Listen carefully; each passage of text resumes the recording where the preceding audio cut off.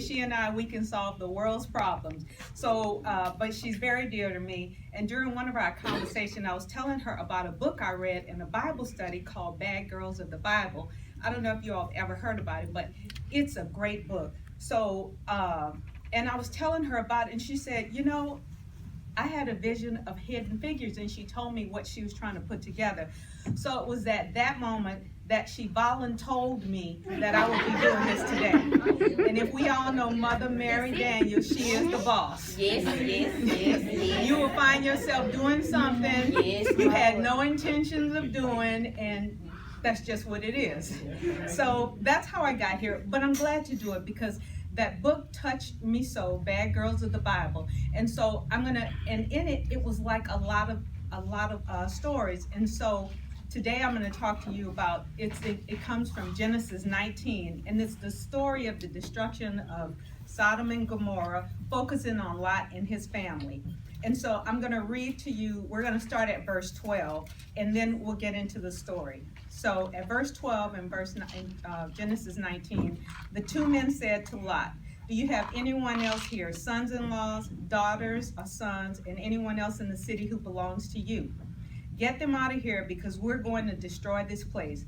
The outcry to the Lord against this people is so great that he sent us to destroy it. So Lot went out and spoke to his sons-in-laws who were pledged to marry his daughters. He said, hurry, get out of this place because the Lord is about to destroy the city. But his sons-in-laws thought he was joking. With the coming of dawn of the angels urged Lot, saying, hurry, take your wife and 2 daughters who are here, or you will be swept away when the city is punished. When he hesitated, the men grasped his hands and the hands of his wife and daughters and led them safely out of the city, but the Lord was merciful to them. Then we skip down to verse 23. By the time Lot reached Zoar, the sun had risen over the land. Then the Lord rained down burning sulfur on Sodom and Gomorrah from the Lord out of heavens. Thus he overthrew those cities in the entire plain, including all those living in the cities, and also the vegetation in the land. But Lot's wife looked back, and she became a pillar of salt. Wow. So our focus will be a hidden figure included within this text. So typically when you read it, the focus is on the sins of Sodom and Gomorrah and the people, and how God destroyed the city and Lot and his family. But the hidden figure we're going to talk about is Lot's wife. Wow. She has no name. She's only mentioned, a mere mention in the Bible. That was the only time they mentioned. But if you pay attention to that mere mention, we can learn a lot. And sometimes, most times, it's our mistakes that gives us the greatest learnings. So we're going to talk about Lot's wife. But before we talk about Lot's wife, I want to take you to a modern day story. A lot of times when we read stories in the Bible, yeah, but that was then. But I'm going to tell you about a modern day story, and then we'll get back to Lot's wife. So y'all remember Mount St. Helens and that big volcano that erupted in Washington in 1980? Well, so I'll tell you a little bit about it. So Mount St. Helens, Washington was a beautiful place, and it was picturesque. It's just like the places you see on postcards. And so what happened is that this lady, we're going to call her Lottie. I really don't know her name, but Lottie and her husband had saved enough money to buy their dream home. And it was at Mount St. Helens. It was a cottage, and it was on a lake with trees behind, and then behind it you can see the mountains. It had a wraparound porch. And so Lottie, they spent a lot of money. Her husband was a salesperson making a lot of money. And so what he did is, because he was gone a lot, he sacrificed it all, paid a lot of money for this cottage on the lake. Lottie loved that house. It was her dream home. She had everything she wanted. She had expensive things, and they had 2 daughters. So he's like, well, I spent all this money. Let me just let her have it. Lottie loved that house. When her husband and kids went to school and worked, she'd sit on the front porch and just look at the mountains and the lake and just loved it. And she went inside her house after she sat out for hours and saw all her beautiful furniture, and she just adored that house, all the things in it. It was her hard work. Perfect retirement place. So one day she was sitting on the porch, and she felt a rumbling, and it sounds like thunder far away. And then beneath her, the ground began to shake. And she thought, that can't be an earthquake. But then she looked around her, and it was cold at that time, so she'd sit on the porch in the cold in the jacket, but it was just so pretty. And she looked at the lake behind her house, and she saw that where the lake had iced over, there were thin cracks in it. And so she was like, wow. But then the rumbling stopped.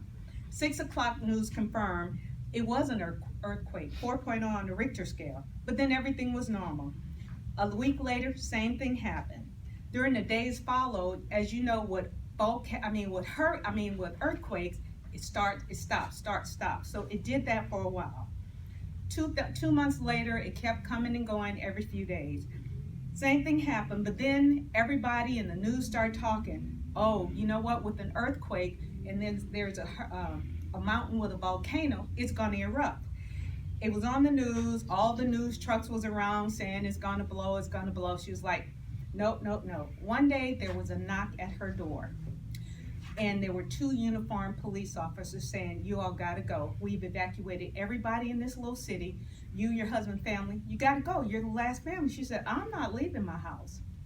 He says, you have to go. So she put up a lot of resistance. Her husband agreed with the officers. Daughter's crying, Mom, you got to go. She said, y'all go. I'm staying with my house. They finally convinced her, because she knew, the police officer said, we're going to drag you out of here. She went with them. They got in the car. They driving away. And as they got out of view, she said, wait a minute. If this is supposed to blow and everything's going to go away, how do I know how to file an insurance claim? I have a video with everything in my house. I have inventory. And I got to go back. You can't go back. It's going to blow any minute. You have to. She put up such a fuss. They turned around. As soon as they turned around, going back to her house, she saw the beauty of her house. She got out of the car. She said, I'll be right back. Went in the house, came back, said, you know what? It's not where I thought. Go ahead. I'm coming. I'm coming. It was like, no. She put up such a fuss. She said, my car is right there. Besides, whenever we get to our evacuation place, we won't have a car because we're in the car with you. They said, okay. Her husband was like, okay, you promise. I promise. As soon as they got out of sight, she saw that rocking chair on the front porch. She sat on the porch. And she sat there. The rumbling started. Next thing you know, she heard thunder. She looked around and saw the volcano ashes coming out of starting to spew out of the mountaintop. And next thing you know, she just sat there with the murmuring and she fell asleep. Dateline 2 days later. Here's the news. On May 18, 1980, the news reported that a 5-point earthquake occurred 1 mile beneath Mount St. Helens and released an avalanche of rock and ice, completely overtaking the lake and everything in its path. The resulting tsunami swept water as high as 820 feet, followed by a volcanic eruption covering 230 square miles. The death toll was 57. So Luke 17:28 states, it was in the same days of Lot that people were eating and drinking and buying and selling and planting and building. These were ordinary days until suddenly. This is the first reference we have in the Bible of Lot's wife, is when the angels came to hasten the family out of the doomed Sodom. We don't know what race, we don't know what life she had, what kind of character she is. All we know is that Lot's wife. And so from the information we have, it was packed in the one verse. It says, his wife looked back from behind him and she became a pillar of salt.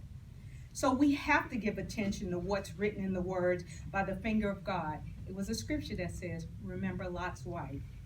No one's ever prepared for a disaster to strike.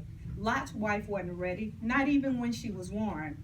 So as the fire and brimstone fell upon Sodom, Lot's wife looked back from behind her husband. And in those times, it was the rule for the wife to walk behind the husband. And as she lingered, she looked back upon her city, and there she was, a pillar of salt. So let's talk about it. Why did she look back? And I want you all to be introspective as we talk about some of the reasons why and what we can learn from this hidden figure. Did Lot's wife miss the warning sign just like Lottie did with her beautiful house? How many warning signs are you missing or have you missed? Are you being delusional about your warnings you see from God because you don't want it to be that way? Or you pretend not to see them? You know, sometimes God uses people to deliver those warning signs, like he did for Lottie when he sent the officers, like he did for Lot when he sent the angels. What warning sign is God giving you? Amen. Ooh. The next thing, she longed for her material possessions she was leaving behind in Sodom. Lottie longs for the possessions she had acquired. She had her beautiful house, her dream house. What's holding you back? What possession is it that you are desiring after God has told you to leave? Mine was a man. Let me be honest. I knew it. God used my friends to tell me, but I ignored the signs. I ignored the direct talks. How many of you all have been in that relationship, be it a man, when everybody's told you, God has told you, but we chose to ignore that. What I'm telling you today, it could be a man. It could be a many of things. It could be all those things. What is God telling you? What are you ignoring? What signs is he giving you, telling you, don't look back, move forward? Think about it. Another thing she did, she didn't trust or believe her husband enough to follow him. Lot's wife was following him, but she looked back. They had already told her, don't look back. Lottie didn't trust the officers or her husband enough to follow. Who are you not trusting in your circle that you are not listening to these warning signs? So when I was studying this, I find biblical scholars seem to think that Lot's wife looked back with regrets at having to leave the guilty pleasures behind. The filth of Sodom had soaked into her soul so much that when the angel of mercy sought to save her, she couldn't be saved. And the look back to Sodom was her regret for all she was leaving for an unknown life before her. I get it. There is comfort in sticking with the mess you know.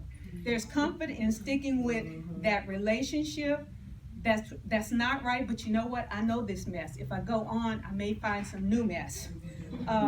You know, I get that. That's your comfort zone. We stay in relationships too long, love relationships too long. We stay in friendships too long. That's my best friend, kind of, my frenemy. But I know her. I know how she acts. I know she's going to talk about me behind my back. I know this. I know that. That's not what God has for you. That's not who God has for you.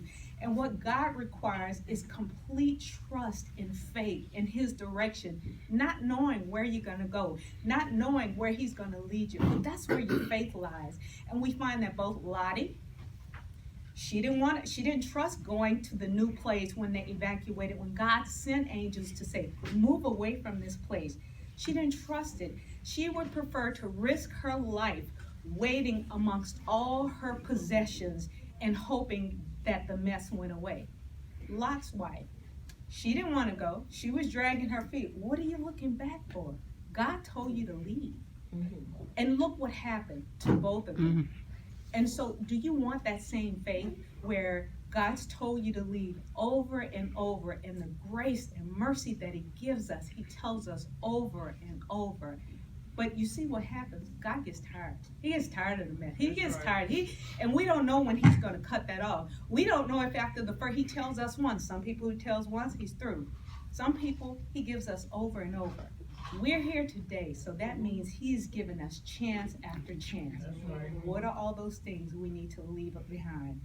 Genesis 19:26 continues to say, but Lot's wife looked back and became a pillar of salt. She was really a shrine of unbelief. She disobeyed God's warning by watching the destruction of Sodom and Gomorrah.